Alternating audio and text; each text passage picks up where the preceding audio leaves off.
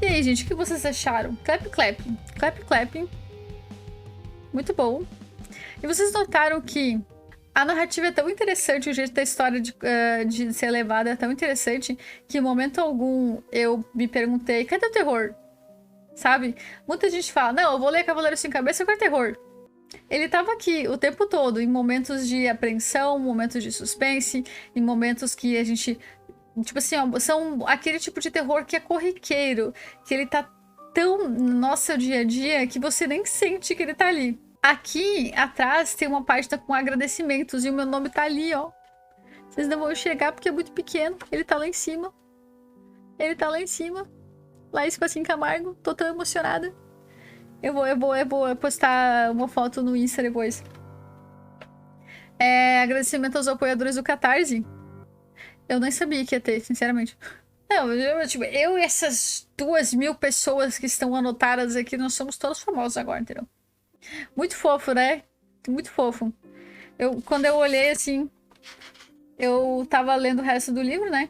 Aí eu vi que tinha uma parte enorme no final. Eu disse, o que é isso aqui? Aí, ó, agradecimentos. Ó, Sleep Hollow retornou ao Brasil em uma edição de luxo através de um financiamento coletivo. Somos eternamente gratas pelo apoio de 2.398 pessoas nessa campanha. E daí aqui veio o nome de todas as pessoas. E eu achei o meu, tô tão faceira. E essa versão foi traduzida pela Camila Fernandes, que é uma escritora que eu tenho ela no Facebook, tá? Ok, eu tenho ela e vocês não têm. Eu até falei já com ela, ok? Eu já falei com ela, ok? E eu já fiz coisas com ela, ok? A pessoa mandou oi pra mim e falou, nossa, melhor amiga. Laís imortalizada. Não, quando eu vi isso, eu achei, nossa, é um negócio legal, né? Pô, é um negócio divertido, é um negócio legal. E por que eu pedi pra vocês prestarem atenção? Porque é o seguinte, o que vocês acham? Porque vocês viram que o final é ambíguo, né? Exibida, tem que exibir mesmo, oxa. O que é? Não faz inveja, uma grande escritora me segue no Insta. Eita porra, que massa! Eu também conheço uma famosa, depois segue ela. Ah tá, beleza. Cara, se eu sou referência pra vocês de famoso, vocês estão mal de famoso. Muito mal de famoso, ok? Mas aí, tipo, o Couto deixa a pergunta. E Ichabod morreu mesmo? Não morreu? Fugiu? Quem atacou o Ichabod? Foi o Cavaleiro Sem Cabeça de verdade? Ou foi o Bones? Dizia que o Cavaleiro era o rival dele. Pois é, tipo, tem essa ideia de que quem atacou o Ichabod no final ali, na verdade, foi o Bones, né? Eu acho que foi o Mordomo. Não. Dessa vez, não. Tá correndo até hoje do Cavalo Sem Cabeça. Cavaleiro Sem Cabeça. E tem essa coisa ali dele ter sido visto como um diplomata nos Estados Unidos, lá, né? Em Nova York, no caso. Foi Scooby-Doo. Acho que foi o marido de alguma mulher que ele pegou.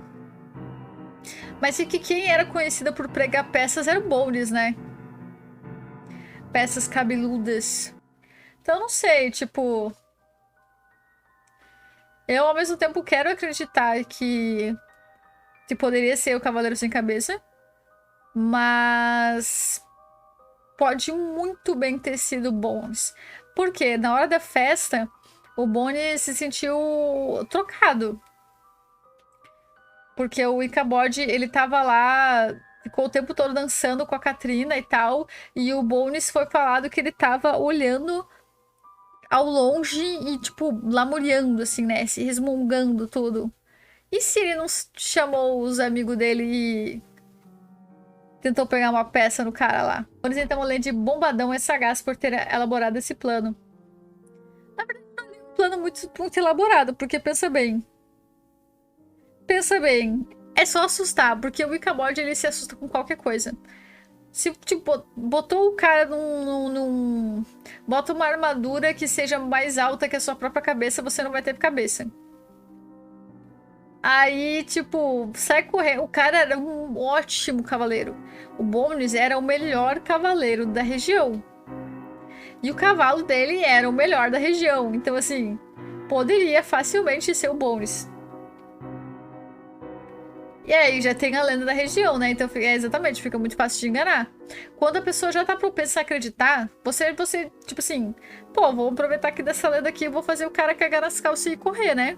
Então, assim, tem altas chances de ter sido Bones. Porque, assim, ó, o Bones sabe que sem o Ichabod era o único que poderia ser um rival páreo ali pra mão da Katrina. Sem ele lá, a Katrina simplesmente escolheria o Bones pra casar, entendeu? E tem aquela parada.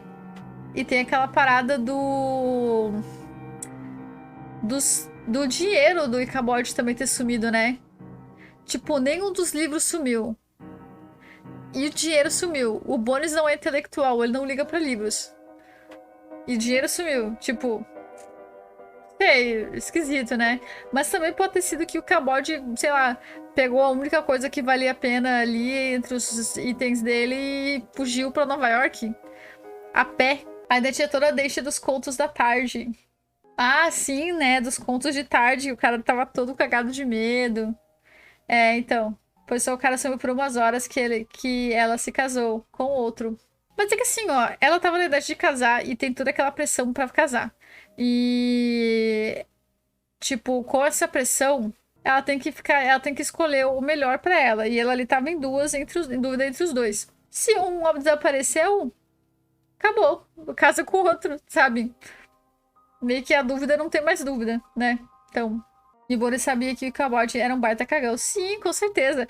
Tanto que o Bones, ele já tinha falado que ele ia chamar o Ichabod para um duelo e o do Ichabod sempre fugido. Então o Bones sabia que o Ichabod era um cagão. Então, assim, né? Outro vaso da cidade priorizando a vida dele do que a amada. Os dois, pra mim, nenhum dos dois tá afim dela. Tipo assim, se aproxima. Tipo assim, tudo bem que a beleza dela ali meio que chamou a atenção deles e tal. Mas os dois estavam afim da riqueza e um da comida. Então, assim, a guria. A mão da guria bonita era mais um bônus, entendeu? Porque eu duvido que eles desistissem de casar se a guria não fosse bonita, porque ela é muito rica. Então, tipo, a gente ia ter um texto falando algo do tipo: apesar da guria não ser roliça e não ter tornozelos à mostra, ele queria fazer o sacrifício de casar com ela porque ele ia ter toda a comida do mundo. Uma coisa nesse nível, sabe? Eu vou seguir aqui um pouco com alguns apontamentos, porque já passou da meia-noite, agora que eu vi.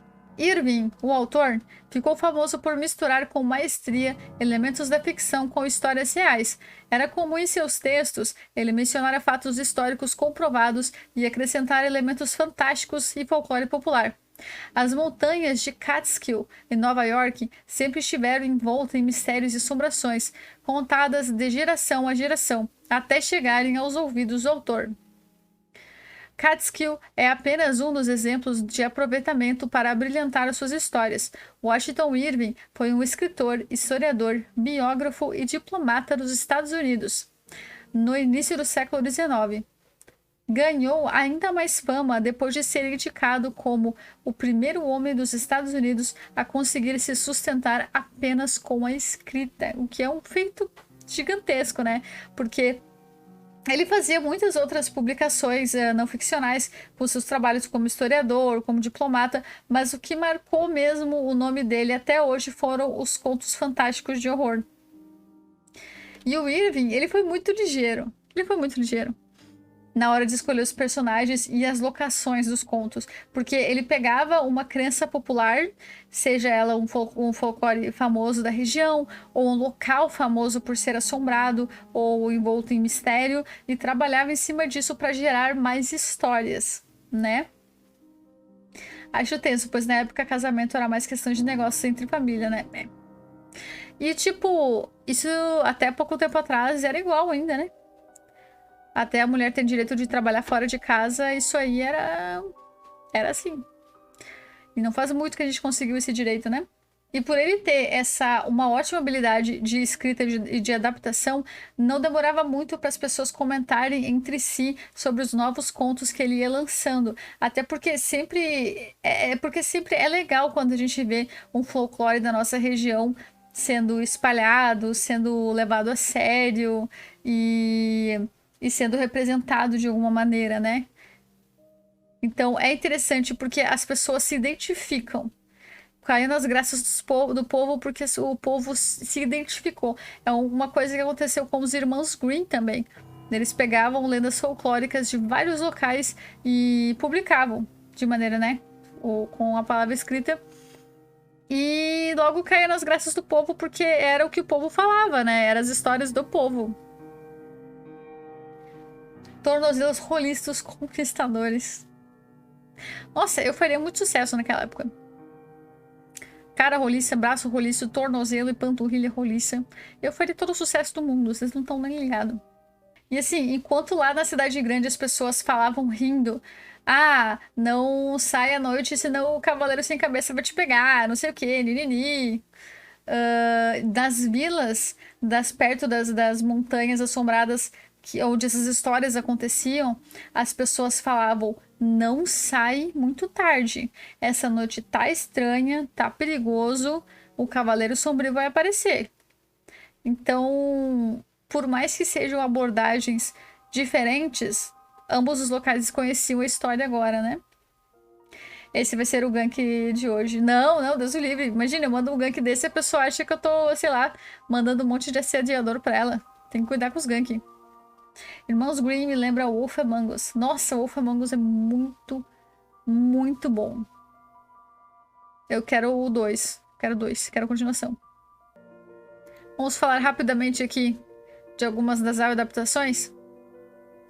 A primeira adaptação para as telonas veio em 1922, ainda no cinema mudo. O Cavaleiro Sem Cabeça, dirigido por Edward Venturini. As filmagens aconteceram no Vale do Rio Hudson, em Nova York. E é o Rio Hudson que eu falei que foi palco para dezenas, talvez centenas das lendas urbanas. E é bem comum encontrar menção ao Hudson nos textos antigos. Então ali a primeira aparição nas telonas já foi no cinema mudo. Essa adaptação foi pra mim a que fisicamente se pareceu mais à descrição do livro do Ichabod e do cavalo dele. Quando eu li o livro, que assim, eu li o livro depois de ter assistido essa animação. Essa animação é muito antiga já. E quando eu li o livro, eu lembrei dela na hora.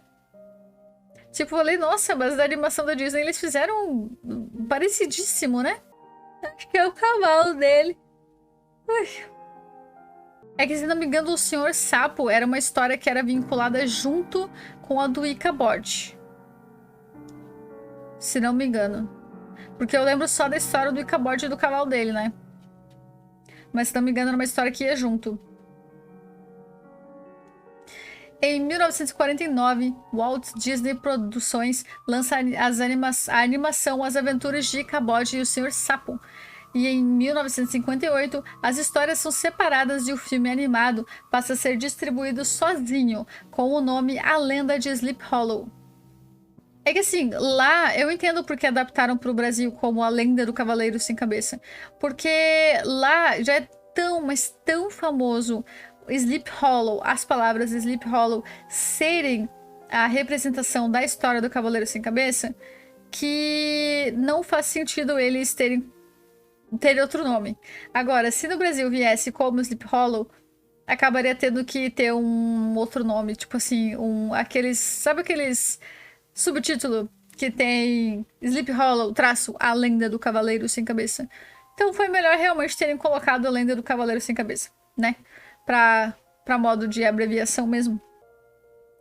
Hollow, nessa situação, se traduz como vale. Uma das traduções, né? A tradução mais aceita.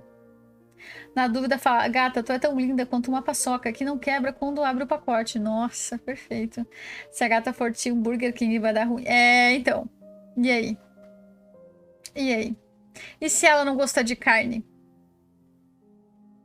E se vocês compararem ela a um doce e ela não gostar de doce? Tem que cuidar isso aí.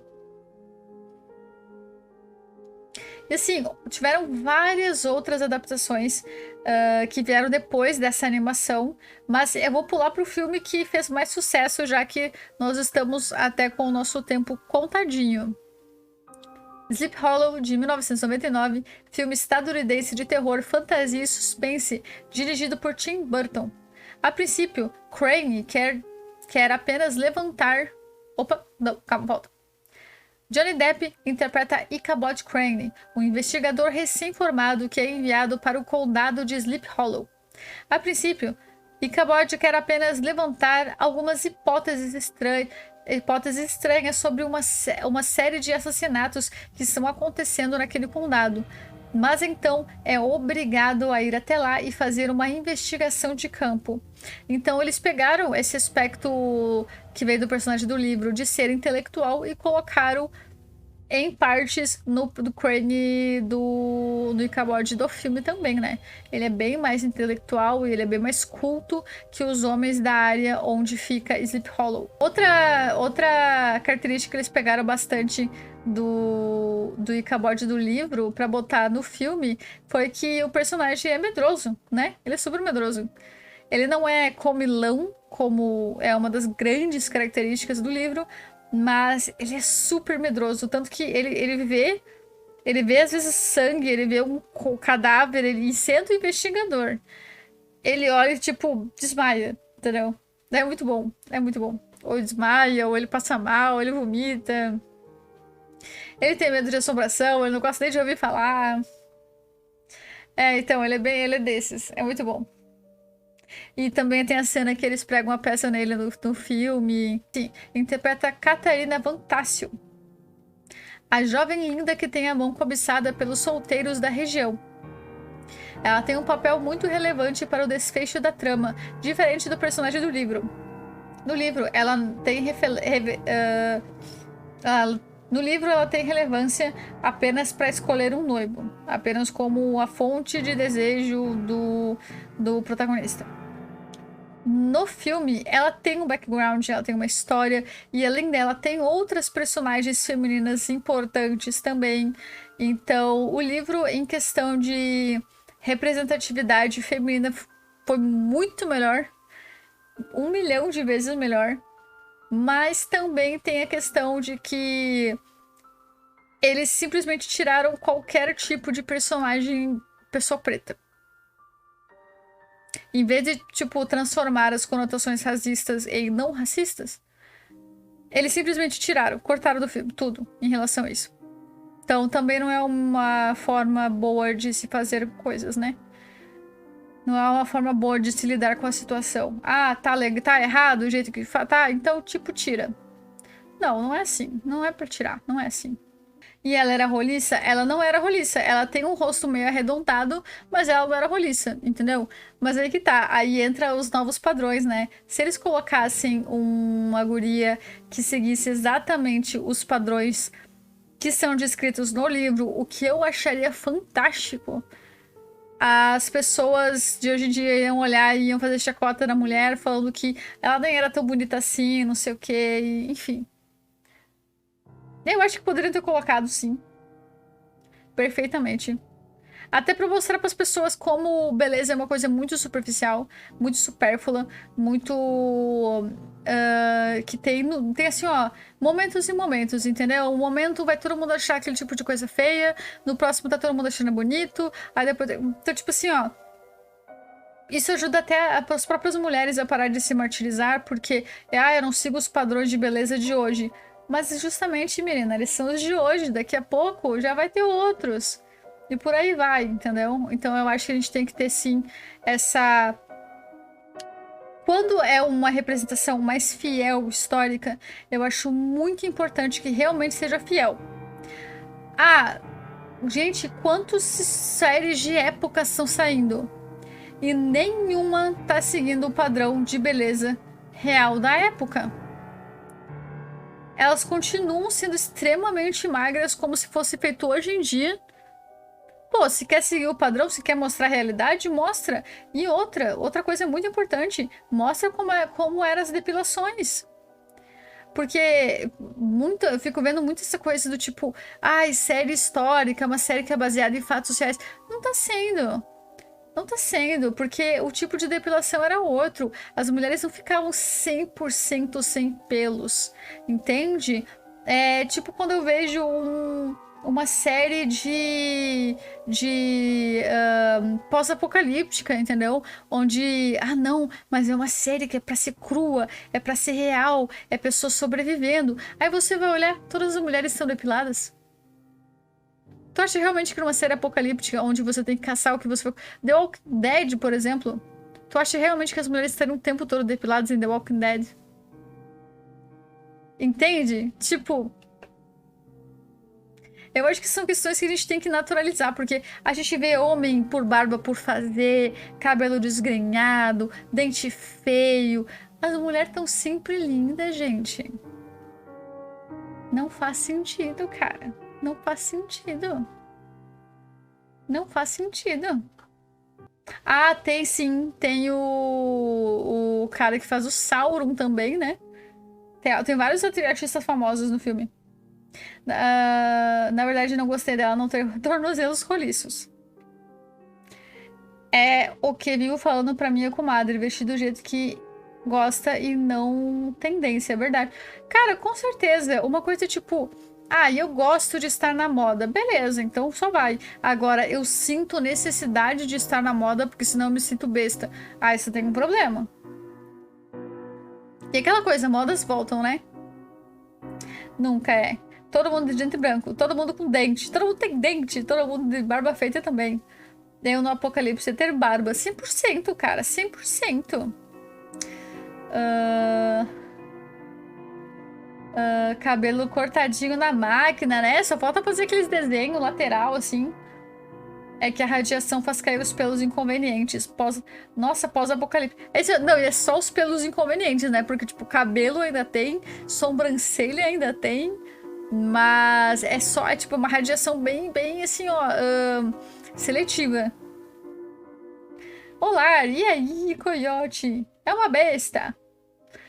E Coyote, boa noite, seja muito bem-vindo. Ser sincero, eu odeio padrões de beleza porque o pessoal usa como forma de tratamento. Você é bonito, melhor tratado. Isso é uma merda. Isso porque é. É bem assim, você é levado mais a sério, você não é levado a sério.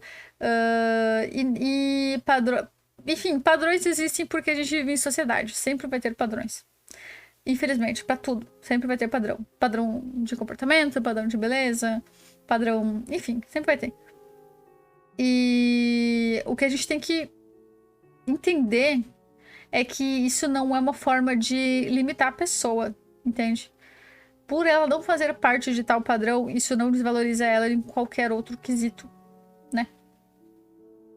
Eu acho todo mundo feio. Cara, igualdade, é isso. Tá no seu direito, Coyote. Tipo, eu acho todo mundo feio, eu acho todo mundo bonito. Perfeito, cara, perfeito. Eu acho todo mundo bonito, perfeito. Olha só, ainda sobre o filme, todos os personagens recebem maior atenção e profundidade que no conto original. A trama principal também é mais embaralhada e profunda, acrescentando mistério até a revelação final e a perseguição assustadora.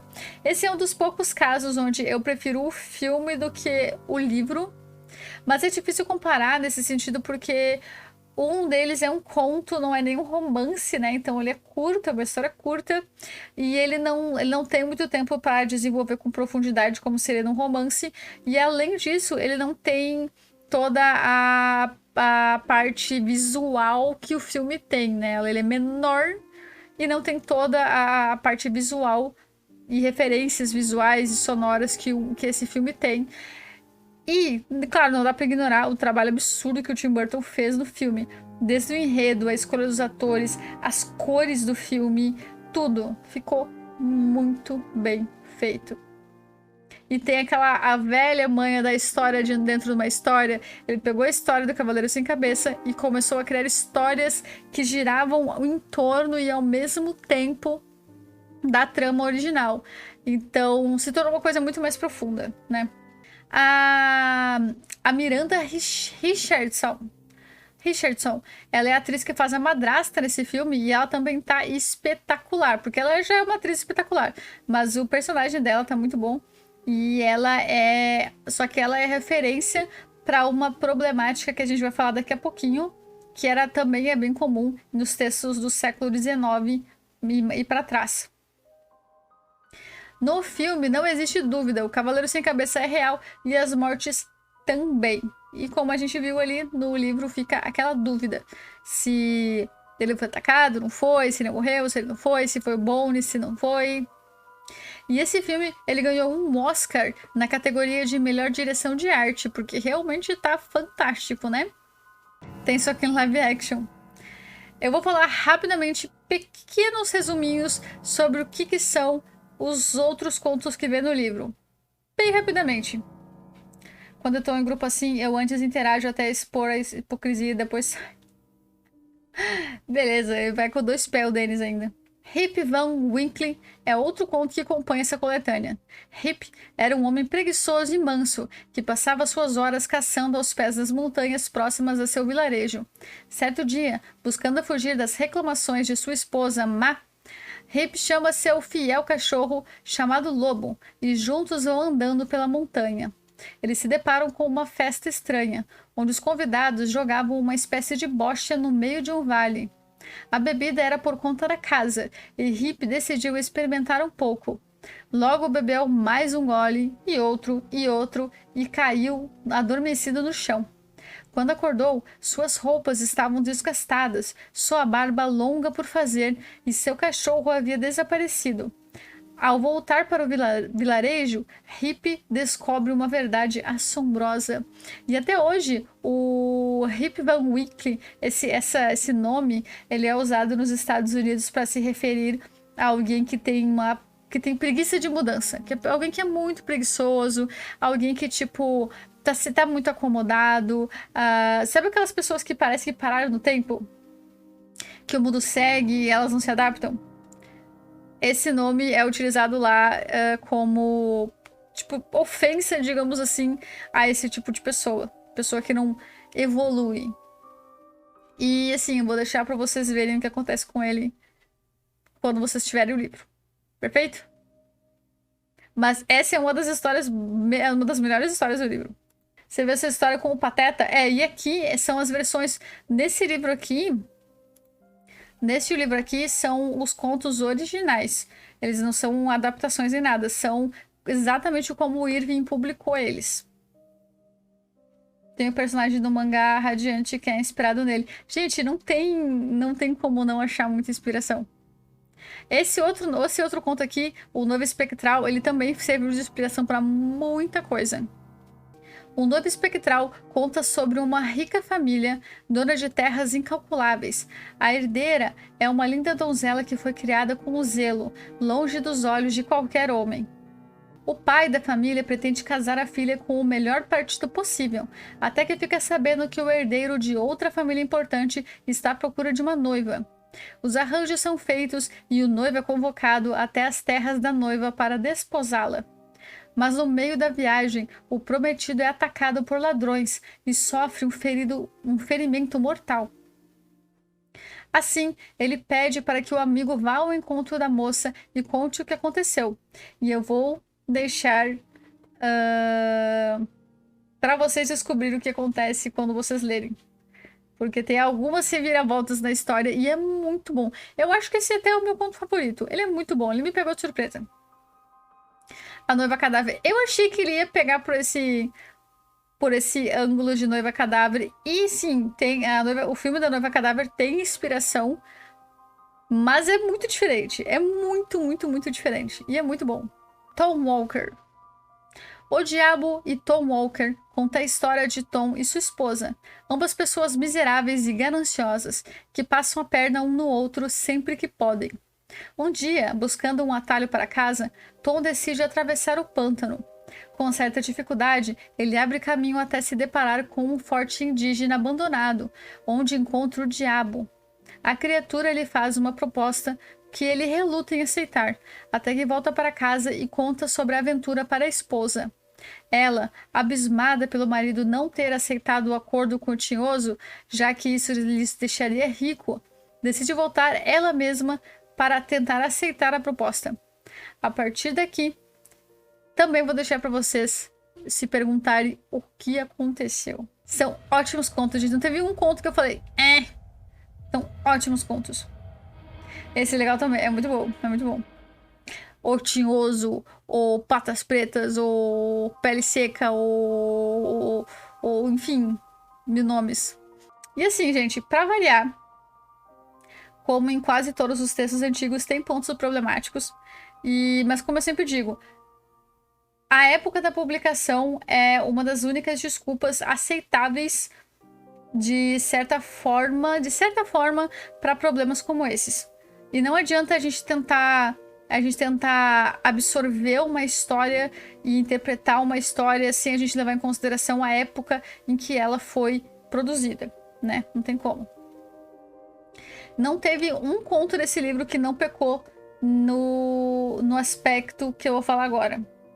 A figura do feminino é sempre descrita com detalhes em sua beleza ou feiura, como sendo a característica mais importante da mulher.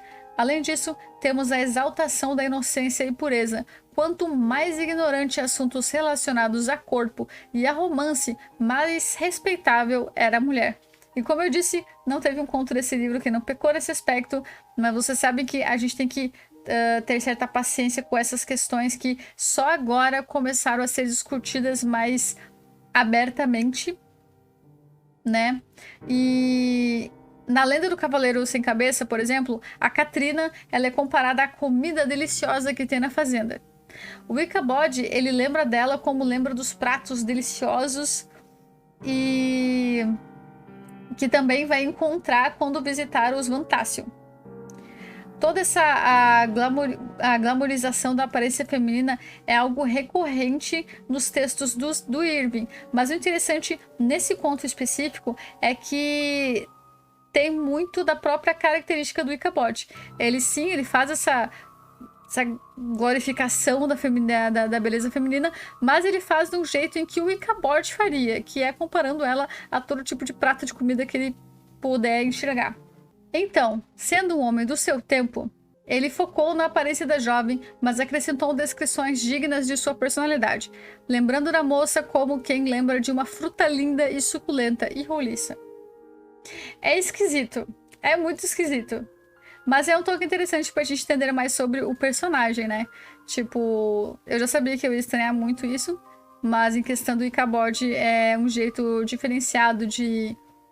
Outra coisa legal de notar, como a gente estava comentando, é a mudança dos padrões de beleza. Porque hoje, quanto mais fina a mulher, melhor para a sociedade. E naquela época, as mulheres mais roliças, mais gorduchinhas, mais rechonchudas, eram vistas como as mais belas, porque isso remetia à riqueza, né? Porque se você tinha muita comida, você era rico. E logo se você era uma mulher, você era roliça, você era uma baita de um bom partido para se casar, porque quer dizer que a sua família é rica. Então uma coisa levava a outra, né? É por isso que, por exemplo, várias pinturas de época, a gente vai ver a mulher representada com barriga, uma barriguinha mais saliente, um quadril grande, uma bunda grande, não sei o quê. Pernas gordinhas e tal, tudo isso porque isso remete à riqueza, e a riqueza remetia à realeza, à nobreza e principalmente ao divino, tanto que vocês não vão ver um anjo se ele for criança ou se ele for mulher, vocês não vão ver ele raquítico, ele vai ser gordinho, porque era símbolo da beleza, né? É que nem eu tava vendo um vídeo há muito tempo atrás disso, de uma coreana, ela veio da Coreia do Sul, ela veio pro Brasil e ela fala sobre várias coisas. Um dos vídeos dela, ela falou sobre a beleza, sobre o padrão de beleza da Coreia do Sul, que lá é mulheres extremamente finas, mas fina. Quanto mais fina, melhor. E tipo, ela é magra, ela é uma mulher magra. Só que lá, chamava ela de gorda. Só que assim, o peso normal dela tava lá, nem barriga ela tem, pra te não ter noção. Então ela não entra dentro da característica gorda e ela tá mais pra magra, né? Porque ela não. Enfim, por característica física mesmo. E ela disse que quando ela chegou no Brasil, ela se encaixou perfeitamente no padrão de beleza do Brasil. Porque ela é magra e é isso. Ela só não é seca, sabe? Então, tipo, ela falou, nossa, gente, foi muito bem. Ela falou que foi outro mundo. Que ela saiu de um país onde ela não era vista como alguém bonito, que todo mundo falava mal dela, chamava ela de gorda, disso, de aquilo, que mandava ela emagrecer. E ela chegou num local onde todo mundo elogiava ela. E ela ficou tipo, cara, como é bizarro, né? E como os padrões de beleza são bizarros. E como eles afetam a gente. Coloca uma fantasia de cavalo na mulher, o que dá certo. Ela vai me matar, Lari. Nem fala uma coisa dessa. Sim, já no conto do Noivo Espectral, a gente vai ter de novo essa glamorização da aparência. E ainda por cima, só que assim, além disso, tem a glamorização da pureza, da inocência e da ignorância feminina. A noiva, ela é versada em todas as habilidades que se espera de uma donzela nobre. Até chega a anotar para vocês. Ela canta, recita, dança, borda murais perfeitos, tem etiqueta da realeza e olha só, até consegue escrever o próprio nome. Na época, as mulheres não sabiam ler, muito menos escrever. Não era esperado delas e a maioria não tinha acesso a isso. Nas famílias mais ricas, às vezes rolava alguma educação ali para as moças, mas sempre a educação era focada no que era visto como essencial para as mulheres. No caso das mulheres que não eram nobres, era cozinha, cuidar de filho, a lavoura, elas ajudavam também a costurar, não sei o quê. Tudo que fosse trabalho manual, além, é claro, delas terem que ser bonitas. E já mulheres nobres, elas têm que ser belíssimas e elas têm que ser versadas em canto, música, dança, e elas tinham que dar filhos, né? Filhos. Por isso que as mulheres que eram chamadas as cadeirudas eram as mulheres mais vistas como melhores esposas, porque elas poderiam parir filhos. Vulgarmente dizendo, elas poderiam dar à luz a filhos mais facilmente do que as mulheres menos cadeirudas. Por outro lado, quando a mulher havia passado da idade de casar, não era versada em habilidades nobres ou não era submissa ao marido, a mesma era comparada ao próprio diabo.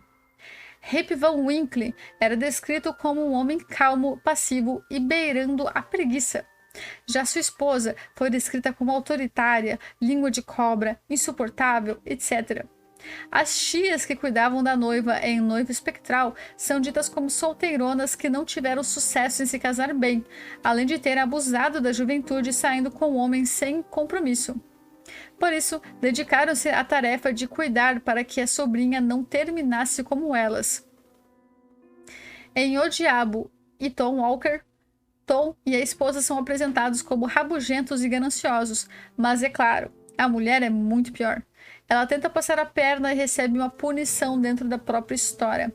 E lembra como eu falei da problemática da Miranda, lá do filme de 99 do Tim Burton? Que ela representa, a problemática que ela representa é a seguinte: ela é uma mulher mais velha, que já não está solteira, ela está casada, que ela já não tem mais o apelo da juventude, da beleza e da pureza. E ela passa a ser a bruxa, a maligna, a mal amada, e por aí vai. Então ela ali é um baita de uma representação desse 8 ou 80 que são as mulheres na mídia, né? E outra coisa muito comum que acontece nesses casos que a mulher é vilanizada, é a punição das mulheres que saíram desses padrões. Existe a punição para o homem, claro. Mas isso acontece quando ele pisa na bola, ou quando ele tem um defeito de caráter, ou quando ele tomou uma decisão errada. No caso das mulheres, é comum ela sair dos padrões, ser colocada como megera e depois sofrer algo indizível. Tem mulher que nem chega a fazer nada errado na história. Às vezes ela simplesmente sofre com algum tipo de infortúnio simplesmente por não ser bela o suficiente, ou não ser recatada o suficiente, por não ter sido uma mãe perfeita. Enfim. Ela existe. Então, é isso. É basicamente isso, Lari. É basicamente isso. Tipo assim, se, por exemplo, se uma mulher e se um homem errar na mesma medida, a mulher vai sofrer punição e o cara vai olhar pra aquilo e vai falar, tipo, essa é a lição de vida pra mim. A mulher é usada como lição de vida sempre pro cara, sabe? Nas histórias. Então, tipo, os dois erraram, mas quem sofreu a punição foi a mulher. Daí o homem botou a mãozinha na consciência e falou, nossa, é errado isso, né? Então ele recebeu a dádiva da segunda chance e ela não. Isso é bem, bem recorrente. Outra questão que a gente tem que falar, nem que seja um pouco aqui, é o racismo. Pessoas pretas ou de nacionalidade distante do protagonista eram retratadas como exóticas, cheias de mistério e esoterismos. Nas rodas de história ao pé do fogo, elas eram as pessoas que contavam as histórias mais cabeludas e assustadoras. E durante a narrativa dos contos de Irving, pessoas pretas têm aparições bem questionáveis. Eu acho que nos contos desse livro aqui, as citações mais problemáticas que eu vi, pelo menos, foram no conto do Cavaleiro Sem Cabeça. Os outros têm algumas, mas é mais um racismo em nacionalidade, né? Mas em questão de pessoas brancas ou pessoas pretas, a lenda do Cavaleiro Sem Cabeça tem bastante. Como vocês puderam ver por vocês mesmos, né? Mas como eu disse, aqui eles... Quando nos é vendido a ideia de que é um conto original de época tal, sem nenhuma mudança, vai estar ali como foi publicado em época tal, a gente não tem como fazer alterações sem perder parte da história.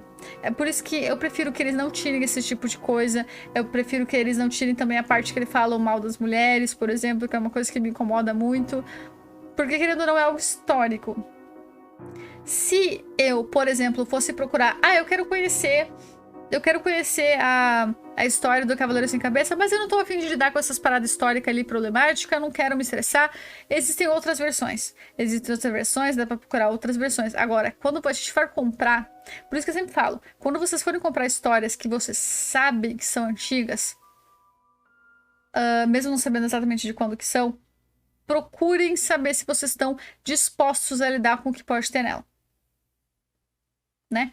Quando eu li Drácula, eu já sabia que eu iria me deparar com várias questões machistas da época, muito, e ter pra caramba. Então, assim, mas eu falei, eu quero ler como era, eu quero tirar minha própria conclusão, entendeu? Então, assim, a gente tem que saber onde é que a gente tá se metendo, né? Lovecraft tem também, é complicado.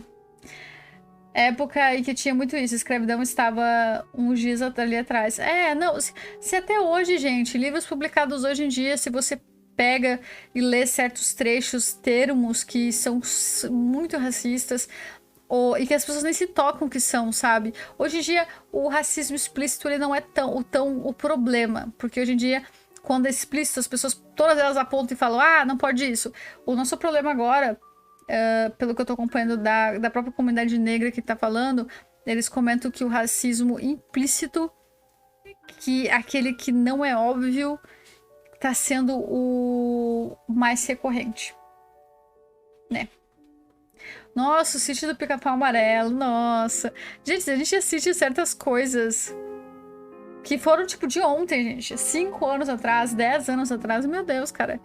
É muito bizarro. É muito bizarro. No conto do Diabo e do Tom Walker, quem é visto como um diabo é a entidade para a qual os indígenas rezavam na época. Olha só. Olha isso. A área profana era um antigo forte indígena abandonado. Aí entra a questão racial também, né? Tipo, racismo contra indígenas. É claro, assim, como o Irving pegava a crença popular e adaptava para ficção, isso mostra como é que era a mentalidade das pessoas da época e daquele local. Por isso que estudar o folclore, conhecer o folclore, ele é muito bom, porque você consegue saber o que acontecia na cabeça das pessoas da época.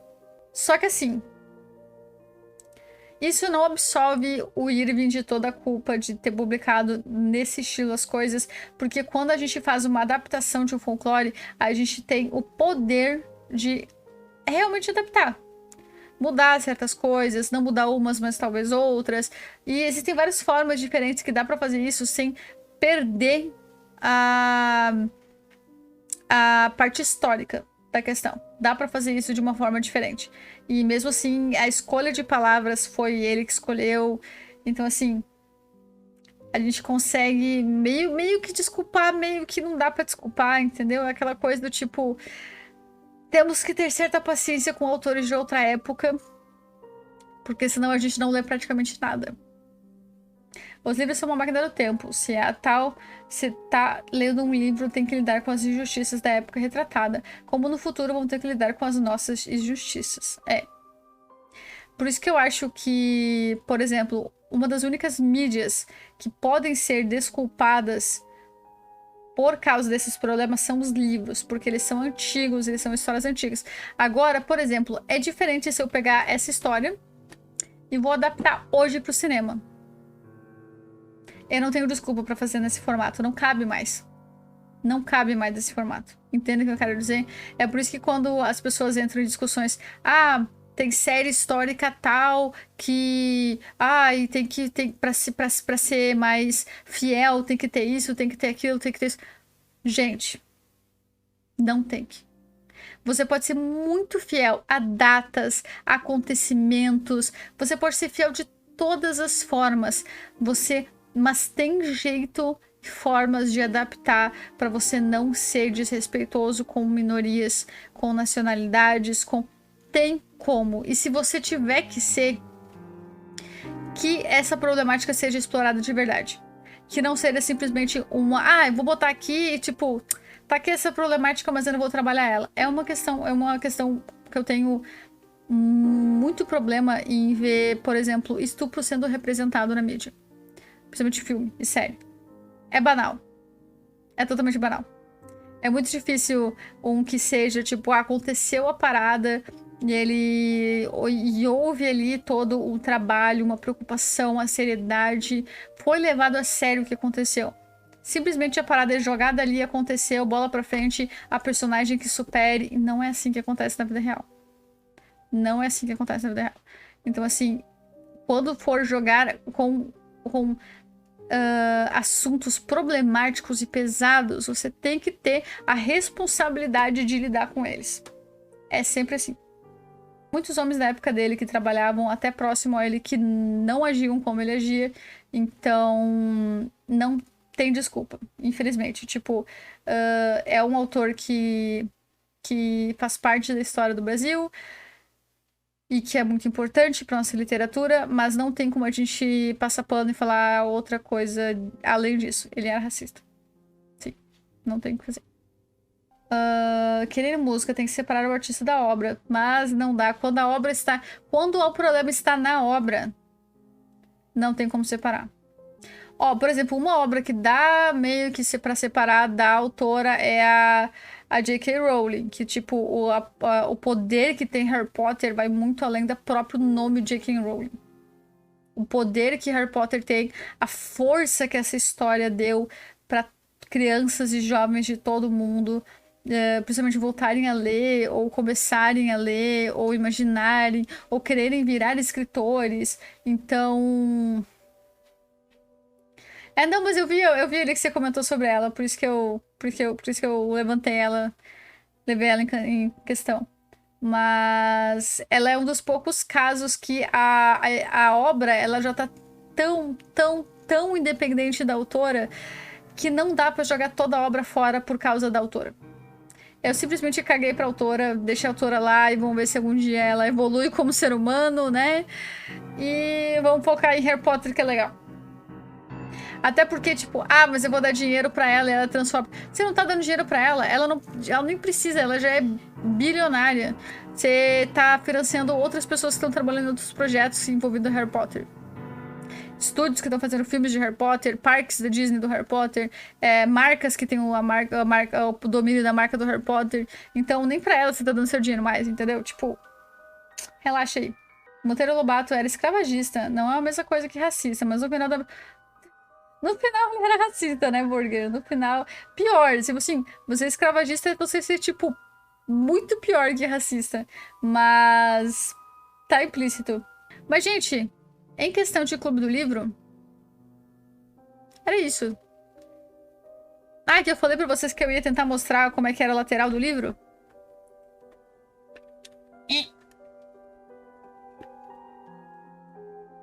Ó. Ele é todo vermelhinho. Aí a capa envernizada, ó. Ó. Book porn, isso aqui, ok? Não façam isso em casa. Tomara que eu não tome ban da Twitch. Ó, capa dura. Ó. Gente, muito obrigado pela presença de todo mundo. Muito obrigada pelas discussões. Foi muito bom, foi muito divertoso. E nos vemos semana que vem. Ok? Falou!